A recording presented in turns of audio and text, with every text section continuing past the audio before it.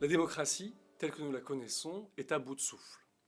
Le niveau record d'abstention aux élections politiques, de nombreux sondages et statistiques, ou encore même la crise des gilets jaunes, tous les indicateurs montrent que la population n'a plus confiance dans ses représentants, pourtant supposés agir et parler en son nom.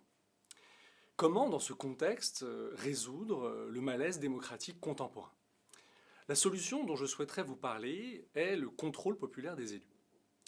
Vous avez probablement entendu parler du RIC, le référendum d'initiative citoyenne, de la démocratie participative ou encore du grand débat national.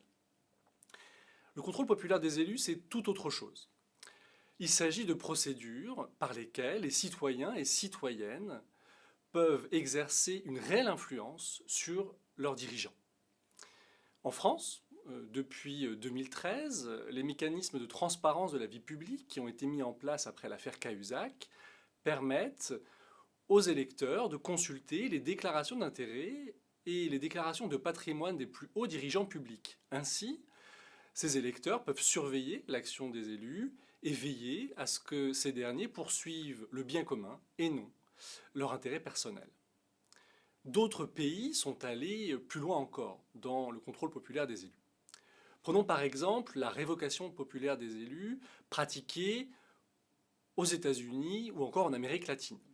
C'est une procédure qui permet aux citoyens et citoyennes de demander la destitution d'un élu avant le terme de son mandat et ainsi d'exiger dans la foulée l'organisation d'élections anticipées. Autre exemple, le veto populaire tel qu'il est pratiqué en Suisse ou en Italie, c'est une procédure qui permet aux citoyens et citoyennes de voter contre une réforme adoptée par leurs représentants et ainsi d'avoir le dernier mot. Ces institutions du contrôle populaire des élus ne sont pas sans risque. D'un côté, elles font en sorte que les dirigeants publics rendent des comptes à leur population, ce qui favorise la restauration de la confiance politique. De l'autre, ces institutions sont susceptibles de fragiliser le rôle des pouvoirs publics et d'accroître la défiance envers les élites politiques. Entre renouveau démocratique et tentation populiste, le contrôle populaire des élus est donc à la fois une institution prometteuse et périlleuse.